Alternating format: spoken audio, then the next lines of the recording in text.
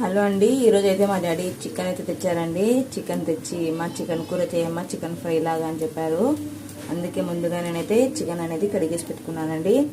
ఆ తర్వాత ఉల్లిపాయలు, టమోటా అనేది కూడా కట్ చేసుకొని రెడీగా పెట్టుకున్నాను. ఇప్పుడు ప్రాసెస్ అయితే స్టార్ట్ చేస్తామండి. ముందుగా కుక్కర్లో ఆయిల్ అయితే వేసుకున్నానండి.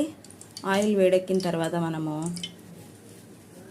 లవంగ, చెక్క ఇవి రెండు అయితే వేసేస్తున్నానండి ముందుగా. దాని తర్వాత మనం కట్ చేసి పెట్టుకున్న ఉల్లిపాయలు,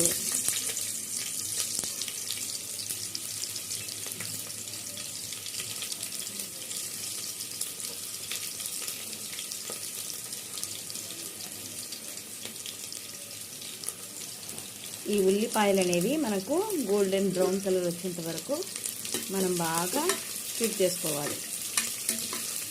బాగా స్టిర్ చేసామంటే